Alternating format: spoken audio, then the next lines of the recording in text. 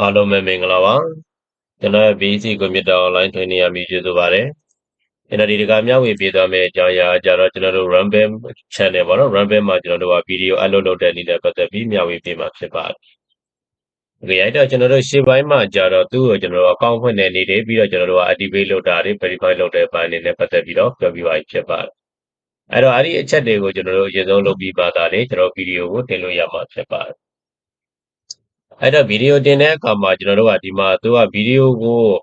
ုစနစ်တကျလည်းတင်ဖို့လိုတယ်ပြီးတဲ့အခါကျတော့ဒီဗီဒီယိုတွေတိုင်းမှာလည်းပဲကျွန်တော်တို့ပတ်စံမရဘူးပေါ့နော်တချို့ဒီ monetize ဖြစ်မှသာလေပတ်စံရမှာဖြစ်ပါတယ်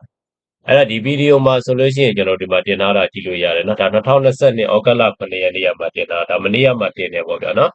ဒီနေ့ဆိုကျွန်တော်က8ရက်8လဖြစ်နေပြီ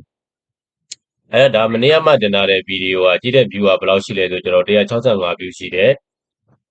သူရဲ့ကျွန်တော်တို့ရနေတဲ့ပတ်စံကျတော့ကျွန်တော်က3.46 ဒေါ်လာထိအောင်ရတယ်ပေါ့နော်ဒေါ်လာ$3ကျော်ကျော်ဒီမှာရနေပြီဖြစ်ပါတယ်အဲ့တော့ဒီဗီဒီယိုတွေကိုကျွန်တော်တို့က monetize ရလားမရလားဆိုတော့ဘာမှတော့ကြည့်လို့ရလဲဆိုရင်ကျွန်တော်ဒီနေရာမှာဟလာ account overview ဆိုတော့တစ်ချက်ကြည့်လိုက်နော် account overview ကိုတွားကြည့်ပြလိုက်တဲ့အခါကျရင်ကျွန်တော်ဒီနေရာမှာ monetize video ပေါ့နော်ဒါမှမဟုတ် all video မှာတွားကြည့်လဲရပါတယ်နော်ကျွန်တော်ဒီနေရာမှာ all video ကိုကြည့်လိုက်အော်ဗီဒီယိုကြည့်လိုက်မယ်ဆိုရင်ကျွန်တော်ဒီမှာတင်ထားတာကျွန်တော်ကဗီဒီယိုဘယ်လောက်ရှိပြီလဲဆိုရင်ကျွန်တော်၄ပုတ်ရှိသွားပြီပေါ့နော်၄ပုတ်မှာဆိုရင်ကျွန်တော်ဒီမှာ monetize ဆိုပြီးတော့ဒီတစ်ပုတ်ပေါ့နော်ဒီတစ်ပုတ်သားလင်းကျွန်တော်က monetize လို့ပေါ်မှာသားလင်းဒါရတာပေါ့နော်ဒီဗီဒီယိုဆိုကျွန်တော်ကြော်ညာရတယ်လောလောဆယ်မှာတော့ကျွန်တော်ကစစ် view ပဲရှိသေးတယ် view ကလည်းနည်းသေးတဲ့အခါကျတော့ကျွန်တော်လောလောဆယ်တော့ကျွန်တော်ကပတ်စံအဝင်မပြသေးဘူးပေါ့ဗျာနော်ပတ်စံအဝင်မပြဒါမျိုးကျွန်တော်တို့က app free ဖြစ်နေတယ်ဆိုရင်တော့အဲ့ဒါကျွန်တော်ပတ်စံမရဘူးเนาะဒါအလကားကြည့်တာပေါ့နော်အလကားကြည့်လို့ရတယ်အဲ့တော့သူကလည်းကျွန်တော်တို့ဒါ YouTube မှာကြည့်တယ်လို့မျိုးပဲเนาะ YouTube မှာကျွန်တော်ကျွန်တော်ဗီဒီယိုဖွင့်ပြပေးမယ်အဲ့တော့ဒီနေရာမှာကျွန်တော်တို့ account overview ကိုကြည့်လိုက်တဲ့အခါကျရင်ဒီနေရာမှာကျွန်တော်ပတ်စံဘယ်လောက်ဝင်လဲဆိုတာသူပြလိုက်မယ်เนาะလောလောဆယ်တော့ကျွန်တော်ပတ်စံလည်းအဝင်မပြသေးဘူးအဲ့တော့ပတ်စံထုတ်လို့ရတယ်နောက်ပိုင်းပတ်စံဘယ်လိုထုတ်လို့ရလဲဆိုတာနဲ့ပတ်သက်ပြီးတော့လည်းနောက်ပိုင်းဗီဒီယိုတွေမှာကျွန်တော်ပတ်စံထုတ်တဲ့အခါကျရင်ပြောမယ်ပေါ့ဗျာเนาะလောလောဆယ်တော့ကျွန်တော်လည်းဒီမှာ0ဖြစ်နေတော့တည်တယ်ဟုတ်ပြီအဲ့ဒီတော့ကျွန်တော်တို့ဒီနေရာမှာသူ့ကို monitor ရအောင်ဘယ်လိုလုပ်မလဲဗီဒီယိုကိုကျွန်တော်စနစ်တကျဘယ်လိုတင်မလဲဆိုတာတစ်ချက်လောက်ကြည့်ကြည့်ထားရအောင်ပါအဲ့ဒါဗီဒီယိုတင်မယ်ဆိုပထမဆုံးကျွန်တော်ခုနပြောသလို verify နေလုပ်ရမယ်ကျွန်တော်တို့ account activate လုပ်ပါလုပ်ပြီးသွားတဲ့အခါကျရင်ကျွန်တော်ဒီနေရာမှာသူ့ကိုတစ်ချက်သွားနှိပ်လိုက်မယ်နော်နှိပ်လိုက်ပြီးတဲ့အခါကျရင်ကျွန်တော်တို့ upload video ဆိုတာကိုနှိပ်ပါသူကတော့တင်ရတာလွယ်ကူပါတယ်ရိုးရိုးရှင်းရှင်းလေးပါပဲ YouTube မှာတင်သလိုမျိုးပဲပေါ့ဗျာနော်အဲ့ဒါကျွန်တော်ဒီနေရာမှာ select video to upload ဆိုတဲ့နေရာမှာဒီမြားပုံစံတင်ကြတာလေးရှိတယ်နော်အဲ့ဒီမှာတစ်ချက်နှိပ်လိုက်ပါအဲ့မှနှိပ်လိုက်ပြီးတဲ့အခါကျရင်ကျွန်တော်တို့ကကိုဘယ်ဗီဒီယိုတင်မလဲပေါ့ဗျာနော်လောဆယ်ကျွန်တော်ကဒီနေရာမှာ easy add to name ဆိုတဲ့ဗီဒီယိုပေါ့နော်ဒါကိုကျွန်တော်တို့တင်မယ်ဆိုရင်ကိုတင်ချင်တဲ့ဗီဒီယိုကိုဒီမှာသွားနှိပ်လိုက်ရုံပဲဗီဒီယိုတို့ရှင်းပေါ်မှာမူတည်ပြီးတော့သူကနည်းနည်းလေးတော့ပါတယ်ပေါ့ဗျာနော်ဒီဗီဒီယိုကကျတော့ကျွန်တော်က2မိနစ်ဝန်းကျင်လောက်ရှိတဲ့ဗီဒီယိုဖြစ်တဲ့အတွက်ဒါခုခဏလေးနဲ့ကျွန်တော်ပြောနေတယ်ကိုသူကဒါပြီးသွားပြီဖြစ်ပါတယ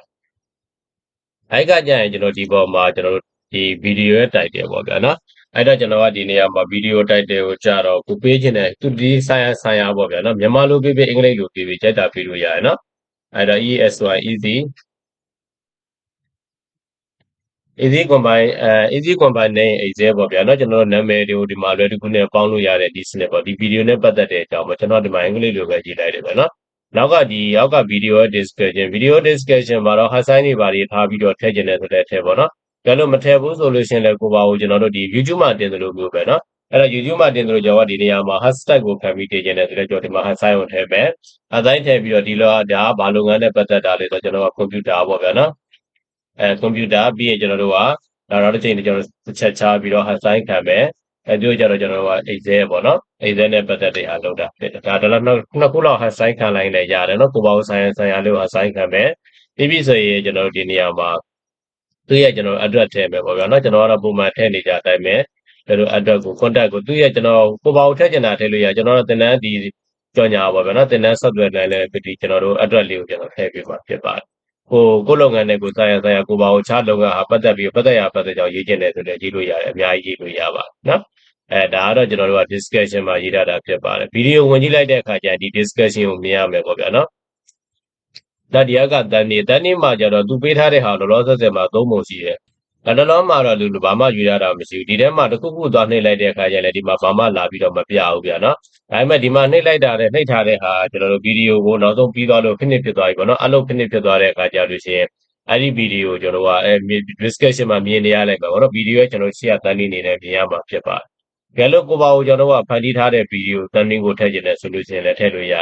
တယ်ကျွန်တော်ကကြတော့ဒီအဲ့ဒီ site ကကျတော့ကျွန်တော် YouTube site နဲ့တူတူပဲ YouTube thumbnail site နဲ့ဒီက site နဲ့အားလုံးတူတူပဲဖြစ်ပါတယ်နော်အဆင်ပြေတယ်ပေါ့ဗျာအဲ့ဒီခါကျတော့ကျွန်တော်ကဒီနေရာမှာ YouTube မှာထည့်မဲ့ thumbnail ကိုရွေးချယ်မယ်ဆိုရင်ဒီဘက်ကကျွန်တော်တို့က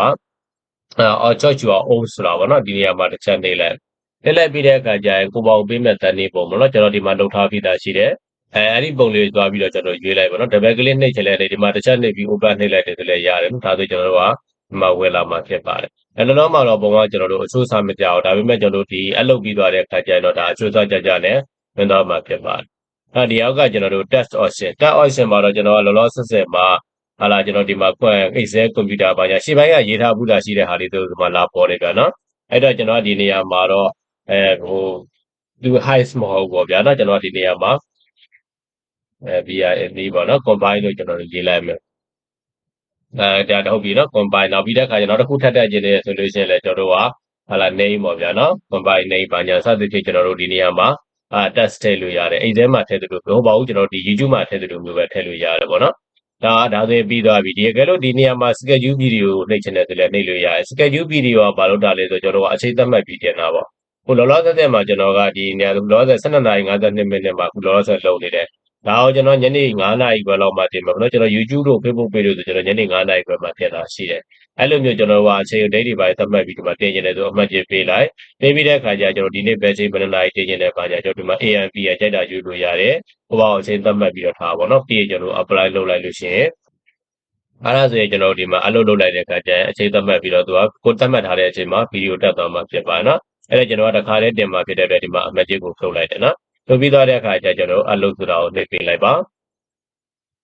အမှနေပြီးတဲ့အခါကျကျွန်တော်ဒီနေရာမှာရွေးရလိမ့်မယ် video management ရှိတယ် video management မှာကျွန်တော်ကဘာတွေလုပ်ရလဲဆိုတော့ကျွန်တော်က exclusive ရှိတယ် exclusive view choose ပေါ့နော်ဒီဘက်ကဟာတွေကတော့မလိုပါဘူးဒါကြတော့ကျွန်တော်က rumble only rumble တည်တဲ့ပေါ့နော်ဟုတ်ပြီအဲ့တော့ဒီမှာသူပုံမှန်အားဖြင့်တော့ကျွန်တော်ဒီမှာဒါဆိုလို့ရှိရင်ကျွန်တော် YouTube မပေါ့ YouTube ကလည်းပြီးအခြားဟာမျိုးပေါ့နော်ဒါမှမဟုတ် exclusive ဆိုတော့ကျွန်တော်က video management မှာဒီလုပ်ငန်းနဲ့ပတ်သက်တဲ့ဟာတည်တဲ့မယ်ပေါ့နော်အဲ့လိုမျိုးကျွန်တော်ရွေးလို့ရတယ်ဒါပေမဲ့ဒီဘက်နှစ်ခုမှာတော့ကျွန်တော်ကဒီဟာကတော့ပုံများသောအားဖြင့်ကြွညာရတယ်ပေါ့နော်ဒီဘက်ဆုံးဟာဒီကြွညာရတယ်ဒီဘက်ကနှစ်ခုကတော့သိပြီးတော့ဒါကတော့မသိကြဘူးပေါ့ဗျာနော်ဒီဘက်ကနှစ်ခုကတော့ကြွညာရဖို့မသိကြဘူးခုပါကိုလိုက်ပြီးတော့စမ်းကြည့်ခြင်းတယ်ဆိုလည်းစမ်းကြည့်ကြည့်ဗျာနော်ကြိုက်တဲ့လူလေးတို့တင်ကြည့်ကြည့်ပါဒီဘက်ကတော့ကျွန်တော်တို့ personal view ကတော့မလို့ဒါတော့ကျွန်တော်တို့ဘာမှထူးခြားလာမှာမဟုတ်ဘူးနော်ဒါ monetize လည်းကျွန်တော်တို့ချိန်တွေပေါ့မရဘူးသူဒီမှာရေးထားပြီးတော့ non monetize ဆိုပြီးတော့ပြထားတယ်တော့ဘာမှကျွန်တော်တို့ပတ်စံရမှာမဟုတ်ဘူးဒီဘက်ဆုံးဟာဒီဘက်က3ခုကတော့ရနိုင်ကြရှိတယ်ဒါပေမဲ့လောလောဆယ်မှာတော့ကျွန်တော်တရားလေးနဲ့ပတ်စံရတယ်လို့ကျွန်တော်ခံစားရတယ်ပေါ့နော်လောလောဆယ်တေချာတော့မတေချာသေးဘူးကျွန်တော်တင်ကြည့်နေရတော့ဒီဘက်ဆုံးကကျွန်တော် video management နဲ့ကျွန်တော်တင်နေတာဖြစ်ပါတယ်နောက်ပိုင်းမှာကျွန်တော်တကယ်လို့စမ်းကြည့်လို့ပတ်စံပို့ရတဲ့ဟာကျင်းနေပေါရတဲ့ဟာရှိတယ်ဆိုတော့ကျွန်တော်ထပ်ပြီးပြောပြမယ်ဗျာနော်လောလောဆယ်ဆိုကျွန်တော်ဒီကောင်နဲ့ပဲသုံးတယ်ပြီးပြီဆိုလို့ရှိရင်ကျွန်တော်ဒီနေရာမှာ URL link ကတော့သူကတော့ကျွန်တော် YouTube link ကိုထည့်ခိုင်းတာဖြစ်တယ်ဒါပေမဲ့ကျွန်တော် YouTube link တကယ်ထည့်တဲ့အခါမှာဒီမှာ error တချို့ရှိတယ်ဘာမှအဆင်မပြေသေးဘူးเนาะတော်တော်မှအဆင်မပြေဘူး future YouTube link ထည့်လို့လည်းမရအောင်เนาะအဲ့ဒါဒီနေရာကိုကျွန်တော်တို့ကြော်သွားလိုက်မယ်ကြော်ပြီးတဲ့အခါကျရင်အဓိကအရေးကြီးတာဒီနှစ်ခုကကျွန်တော်က license agreement ပေးဖို့လိုတယ်ပေါ့เนาะအဲ့တော့ကျွန်တော်ဒီနေရာမှာအမှန်ချင်းတစ်ချက်ပေးလိုက်ပါအဲ့မှာအမှန်ချင်းတစ်ချက်ပေးပြီးတဲ့အခါကျရင်ကျွန်တော်ဒီအောက်ကပြီးတော့ Smith ဆိုတာကိုနှိပ်ပေးရမှာဖြစ်ပါတယ်အဲ့ဒါဆိုကျွန်တော်က Smith တင်ဆိုပြီးတော့သူ့ကိုကျွန်တော်တို့အချိန်ခဏပေးပြီးတော့စောင့်ပေးရလိုက်မယ်เนาะအဲ့တော့ဒီမှာတော့တိတ်ပြီးတော့မကြောက်ဘူးဗျာနော်ရှေ့ပိုင်းမှာသူကအလုပ်ပြီးသွားတဲ့အခါကျတော့ဒီနေရာမှာကျွန်တော်ချိန်1မိနစ်ဝင်ကျလောက်တော့ဆောင်းရလိုက်မယ်အဲ့ဒါနဲ့ line ပေါ်မှာလည်းပို့တည်တယ်ပေါ့နော်ဒီမှာ submitting ဖြစ်နေတဲ့အချိန်လေးကိုကျွန်တော်တို့အချိန်ခဏပေးပြီးတော့စောင့်ပေးပါသူစိုးအဆောင်ပြေကျွန်တော်ဒီမှာပုံစံလေးတစ်ခုပြောင်းသွားလိုက်မယ်သူကကြတော့ကျွန်တော်တို့ဒီပတ်စံရတဲ့အခါမှာဆိုလို့ချင်း YouTube လို့ကျွန်တော် subscriber 1000ပြည့်ဖို့တော့ဘာလို့မလုပ်ဘူးဗျာနော်နောက်ပြီးတော့ကျွန်တော်တို့ဒီ view hour ပေါ့နော်နိုင်ပေါင်း4000တွေပါကြီးလည်းမလို့ဒီမှာတစ်ခါတည်းဒီ monetize အောင်တယ်ဆိုတော့လည်းတစ်ခါတည်းပတ်စံတန်ပြီးရမှာဖြစ်ပါတယ်အဲ့တော့ဒီမှာ link တွေသူကပေးတာဒီပုံစံလေးပြောင်းသွားတယ်ပေါ့ကွာနော်ဒီမှာဆိုသူက link 3မျိုးဒါတွေကဝင်ပြီးတော့ကြည့်လို့ရတယ်ဟုတ်ပြီနော်ဒီတိုင်းပဲကျွန်တော်တို့ထားလိုက်မယ်ဒီပေါ်မှာကျွန်တော်ကသွားပြီးတော့သွားမှနှိပ်ကြည့်လိုက်နော်ဒါနှိပ်ကြည့်လိုက်တဲ့အခါကျကျွန်တော်ရိုးတန်းတဲ့ဗီဒီယိုတန်းပြီးတော့ကြည့်လို့ဖြစ်သွားလိုက်မယ်အဲ့ဒါကျွန်တော်တို့မကြည့်သေးဘူးမကြည့်ဘဲနဲ့ကျွန်တော်ဒီပေါ်မှာရှိနေတဲ့ကျွန်တော် logo မှာနှိပ်မယ်နော် logo မှာနှိပ်ပြီးတဲ့အခါကျရင်ကျွန်တော်ဒီမှာ my contact ဆိုတာရှိတယ်အဲ့ဒီနေရာမှာတစ်ချက်နှိပ်လိုက်အဲ့မှနှိပ်လိုက်တဲ့အခါကျရင်ကျွန်တော်ဒီမှာ ready to share monetization pending ဆိုပြီးတော့ပြနေလိုက်မယ်အဲ့ဒါကျွန်တော်တို့ရဲ့ဗီဒီယိုသူက monetize အောင်လားမအောင်လားသူက check in လုပ်ပြီးဦးမှာဖြစ်ပါတယ် အောင်တယ်ဆိုရင်တော့ကျွန်တော်ဒီအောက်က monetize ဆိုတဲ့ပုံစံမျိုးပေါ်လိုက်မယ်မအောင်ဘူးဆိုရင်တော့ကျွန်တော်ဒီဘက်က ad free ပေါ့နော်ဒီလိုဖြစ်သွားရင်တော့ပတ်စံပေးရတော့အဲ့ဒါဒီမှာကျွန်တော်တို့ monetize ဖြစ်မဲ့ဖြစ်ကချိန်ပေးဆောက်ရတယ်ကျွန်တော်တို့5-8နာရီလောက်လည်းကြာတတ်တယ်ပေါ့နော်ချိန်တော့တခြားတိကျတော့မရှိဘူးခါတလေလည်းကျွန်တော်24နာရီလောက်ထိအောင်ကြာရင်ကြာတတ်တယ်ဒီ monetize အောင်မအောင်ဆိုတဲ့ကိစ္စပေါ့နော်သူကနည်းနည်းထိပ်ပြီးတော့ check in လုပ်နေတာဖြစ်ပါတယ်အဲ့ဒါကျွန်တော်ဒီနေရာမှာဗီဒီယိုဖွင့်ကြည့်ခြင်းနဲ့ဆိုဒီမှာ check နေလိုက်ပါနော်ဒီမှာနေလိုက်တဲ့အခါကျကျွန်တော်ဒီနေရာမှာသူကဗီဒီယိုကိုဟာလာ upload လုပ်နေလိုက်ပဲခဏလေးကျွန်တော်တို့စောင့်ပြရလိုက်ပဲသူဗီဒီယိုဒါကြည့်လို့ရလားမရလားဆိုတာပေါ့ကွာနော်အဲ့မှာတော့ကျွန်တော်တို့အချိန်ခဏပြေးစောင့်အောင်လိုက်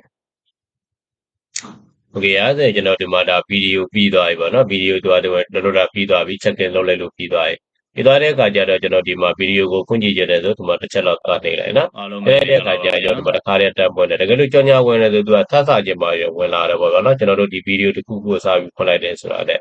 အဲ့တော့ကျွန်တော်တို့ဒီနေရာမှာဗီဒီယိုတွေကိုဒီမှာအတန်တိုးချင်ရတော့ဒီကသွားလုပ်လို့ရတယ်ဒီအောက်က setting မှာတော့လောလောဆယ်ဆက်မှာသူက180ပြတယ်နော်အဲ့တဲ့မှာကျွန်တော်တို့ကဒီတင်ထားတဲ့ဗီဒီယိုပေါ်မှာမူတည်တာပေါ့နော်ကျွန်တော်ဗီဒီယိုကကျတော့ကျွန်တော်က1080နဲ့တင်ထားတာဖြစ်တယ်အမြင့်ဆုံးတင်ထားတာပေါ့နော် QHD နဲ့တင်ထားတယ်ဒီထက်ပိုပြီးကျွန်တော်တို့ကကြီးကြီးနေဆိုကျွန်တော်ဒီနေရာမှာ1080ကိုရွေးလိုက်လို့ရတယ်နော်1080ရွေးလိုက်မယ်ဆိုရင်ကျွန်တော်ဗီဒီယိုကတော့ဟလာကြီးတောက်သွားမြင်တွေ့ရမှာဖြစ်ပါတယ်အကြီးပေါ့ဗျာနော်ဒီအောက်မှာတော့ကျွန်တော်တို့ဒါဗီဒီယိုရဲ့ view နေတာတွေကိုပေါ့ဆို screen ပြင်ပြည့်ရည်နေဆိုတော့အပြည့်ကြိုက်ပြီးတော့ကြည့်လို့ရတယ်နော်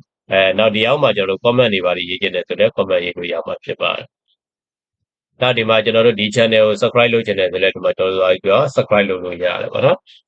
ကို channel ကိုတော့ကျွန်တော်ပြန်မလုပ်တော့เนาะအခြားလူတွေကကျွန်တော်တို့ဒီ channel လေးကိုတွေ့တယ်ဆိုရင် subscribe လုပ်လို့ရတယ်တူတယ်တူပြီးတော့ကျွန်တော်ဒီဘက်မှာ share ဆိုတာရှိတယ်နော် share ကိုနှိပ်လိုက်တဲ့အခါကျကျွန်တော်ဘက်မှာ share ချင်တယ်ပေါ့နော်ဒီကကျွန်တော် copy ယူပြီးသွားပြီးကျွန်တော် Facebook မှာ share ချင်တယ်ဆိုလည်း share လို့ရတယ်ဒီ video ရဲ့ link ပေါ့ဗျာเนาะအဲ့လိုမျိုးကျွန်တော်တို့ပြန်ပြီးတော့ share မယ်ဆို share လုပ်လို့ရမှာဖြစ်ပါတယ်နောက်တစ်ခုကကျတော့ကျွန်တော်ဒီနေရာမှာ like တို့ unlike တို့ပေါ့ဗျာနော် like unlike ကကျတော့ကျွန်တော်ဘယ်နေရာမှာရှိလဲဆိုတော့ကျွန်တော်ဒီနေရာမှာဒီအပေါင်းအနှုတ်ပေါ့နော်ဒီနေရာမှာကျွန်တော်အပေါင်းသင်္ကေတလေးကိုနှိပ်ပဲဆိုရင်ကျွန်တော်ကြိုက်တယ်မနှုတ်ဆိုကျွန်တော်မကြိုက်ဘူးပေါ့နော်ဒီမှာသွားထားလို့ရတယ်ဒီအပေါင်းသင်္ကေတလေးကိုနှိပ်လိုက်တဲ့အခါကျကျွန်တော်ဒီပေါ်မှာတစ်ခုတစ်ခုထပ်ထပ်ပြီးတော့ကျွန်တော် run back ကတိုးသွားမှာဖြစ်ပါတယ်အဲ့တော့ကျွန်တော်ဒီမှာအပေါင်းသင်္ကေတလေးကိုနှိပ်လိုက်ပြီနော်နှိပ်လိုက်တဲ့အခါကျကျွန်တော် refresh လုပ်လိုက်မယ်ဆိုတော့ဒီပေါ်မှာကျွန်တော်တို့တိုးလာနိုင်တယ်နော်တော့ဆက်ဆက်တော့ကျွန်တော်မပြသေးဘူးနော်တကယ်လို့ကျွန်တော်တို့ဒီကသွားနှိပ်လိုက်တဲ့အခါကျရင်ဒီမှာကျွန်တော်တို့ကအပေါင်းသင်္ကေတလေးနဲ့ထပ်ပြီးတော့ကျွန်တော်9ယောက်10ယောက်ပါကြပါတော့ဒီကပြီးကျွန်တော်နှိပ်လို့ရှိရင်တိုးလာမှာဖြစ်ပါတယ်နောက်ပြီးတော့ကျွန်တော်ဗီဒီယိုတိုင်းလည်းပတ်စံမရအောင်ပေါ့နော်တချို့ဗီဒီယိုတွေကျတော့ကျွန်တော်ကဒီလိုမျိုးဆိုတာကျွန်တော် free ဖြစ်နေတာဖြစ်ပါတယ်နော်ဒါလည်းကျွန်တော်ပတ်စံရတယ်ဆိုဒီအောက်ထပ်မှာကျွန်တော် view ဘယ်လောက်ရှိတယ်ပြီးတော့ကျွန်တော်တို့ဒီ